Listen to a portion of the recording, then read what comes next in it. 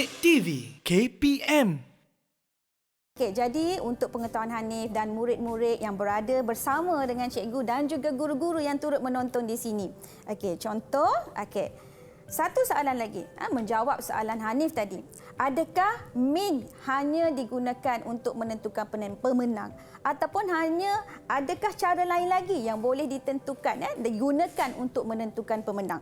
Okey, kita tengok satu soalan, satu contoh yang cikgu bawa untuk murid-murid sekalian.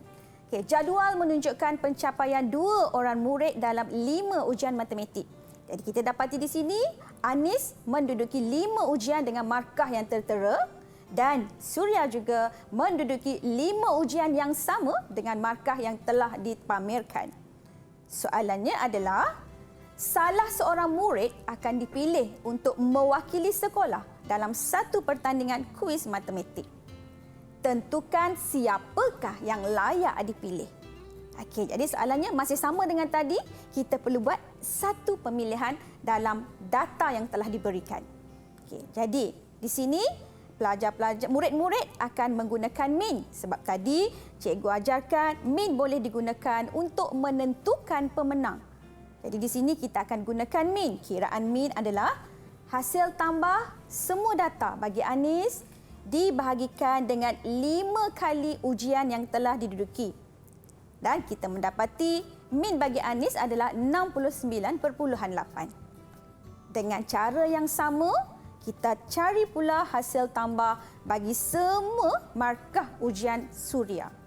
Dibahagikan dengan bilangan ujian yang diduduki adalah 5 ujian dan markah yang diperolehi adalah minnya 69.8. Cikgu, dua-dua min dah sama ni, cikgu. Okey. Bagaimana kita nak menentukan siapa yang jadi wakil sekolah untuk kuis matematik ni, cikgu? Okey, inilah masalah dia yang kita hadapi sekarang. Okey, min dah tak boleh digunakan sebagai satu data untuk kita buat pilihan. Kerana sekarang min Anis dengan min Suria adalah sama. Jadi di sini kita perlukan satu lagi cara, satu lagi kaedah untuk kita membuat pilihan antara Anis atau Suria. Hanya seorang yang layak memiliki ataupun mewakili ujian kuis matematik tadi. Okey, jadi di sini sebenarnya kita akan belajar dalam sukatan serakan data. Iaitu tajuk di tingkatan 4, kita akan belajar berkenaan dengan sisihan piawai. Dan sebenarnya nak dapatkan sisihan piawai, kita kena cari min dulu. Okey, dapat cari min, kita akan diminta mengira variance. Daripada variance, kita akan dapat mencari sisihan piawai. Apa yang dimaksudkan dengan sisihan piawai? Sisihan piawai digunakan untuk membandingkan 2 set data. Jadi, apabila kita kira sisihan piawai bagi Anis, sisihan piawai bagi Suria, kita akan dapati ada sisihan piawai yang lebih kecil antara kedua-dua tersebut.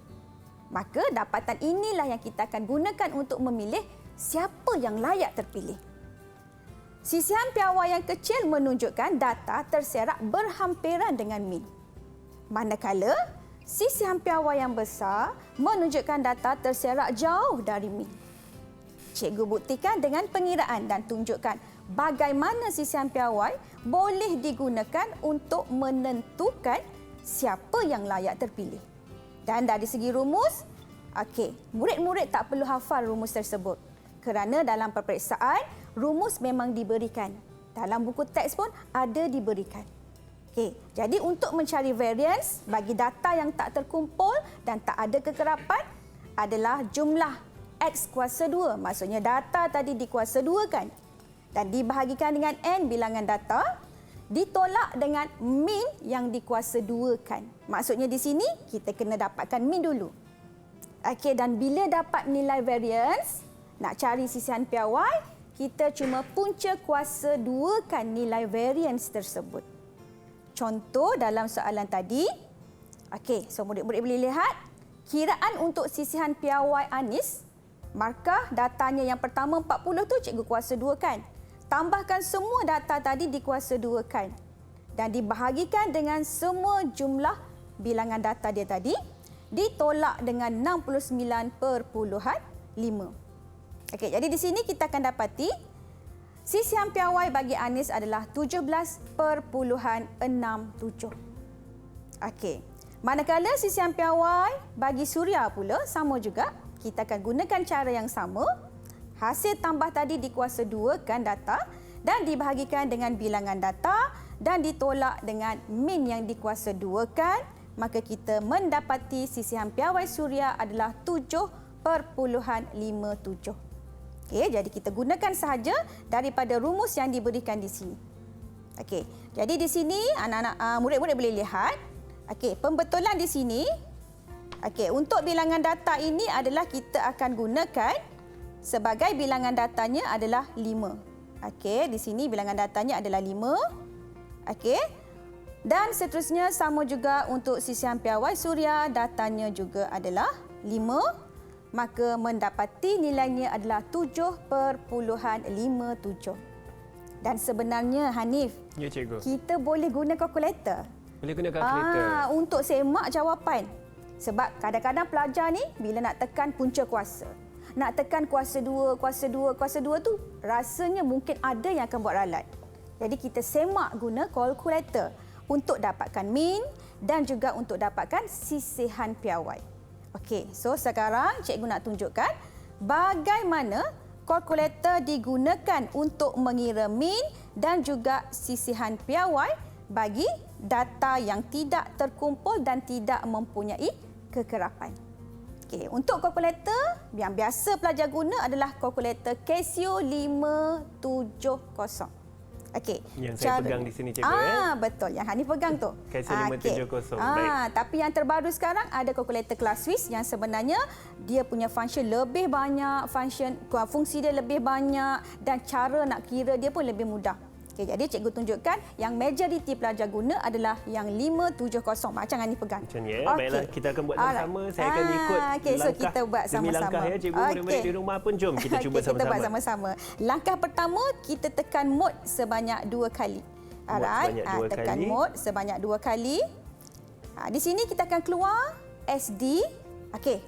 Murid-murid tekan nombor 1. 1. Tekan nombor 1. Dan bila nak masukkan data, contoh kita nak kira min bagi Anis. Kita masukkan data, contoh Anis tadi markah pertama 40. Okey, tekan 40 dan tekan di M tambah kat sini, M+. Nampak ke? Ada.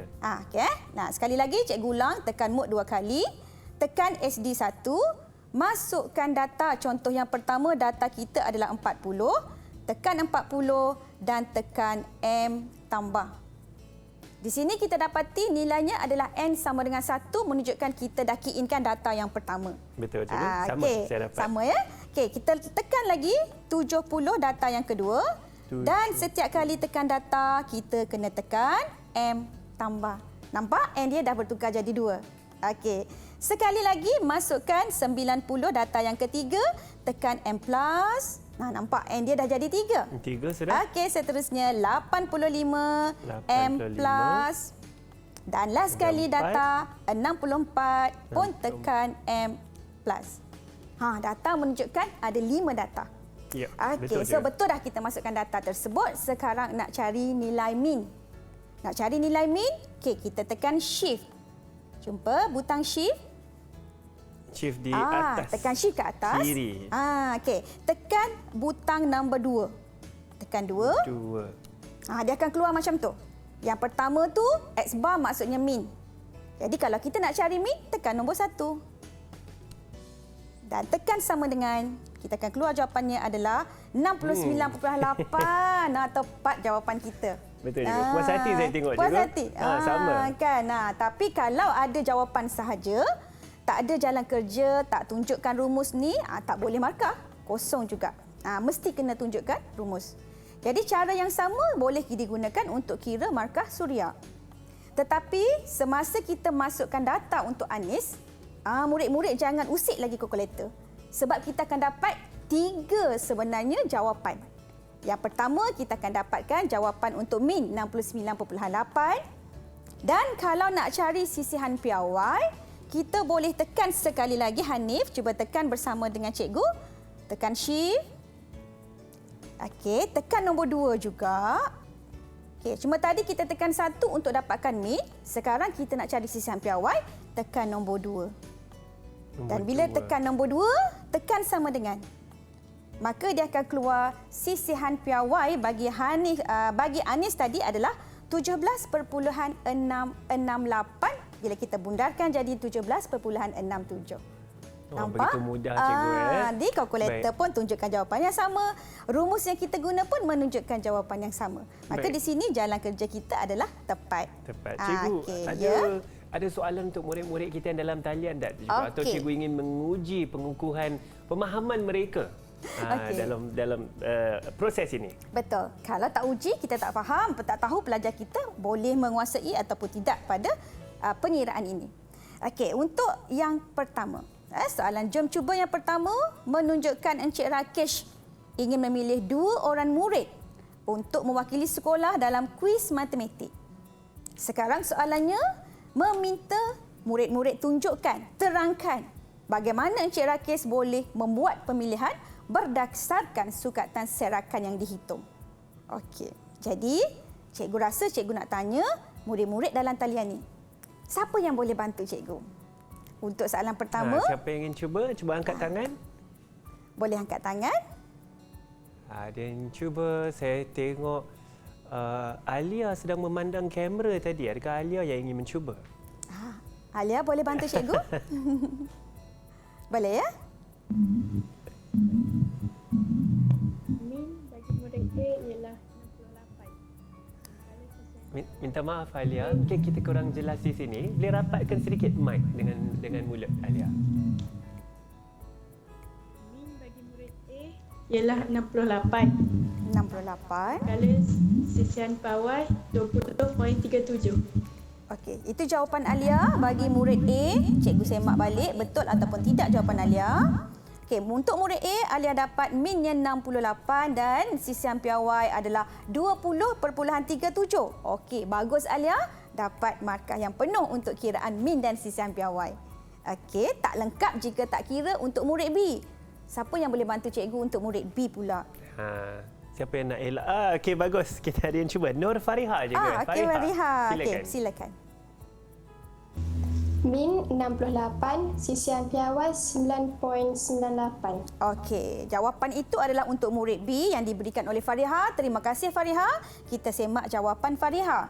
Alhamdulillah. Cemerlang, tepat cikgu. juga, cemerlang, tangkas dan cepat. Jawapan min bagi murid B adalah 68 dan sisihan piawai adalah 9.98. Bagus Fariha. Sekarang cikgu perlukan satu keputusan murid A ataupun murid B yang cikgu nak pilih ni. Siapa yang dapat bantu cikgu? Ya, silakan Izrin cikgu. Izrin. Okey. Murid B akan dipilih. Okey, jawapan Izrin adalah murid B akan dipilih berdasarkan apa yang Izrin kata macam tu. Apakah justifikasi Izrin menyatakan murid B akan dipilih untuk mewakili kuis matematik pada kali ini? Kerana sisihan piawai yang lebih rendah daripada murid A.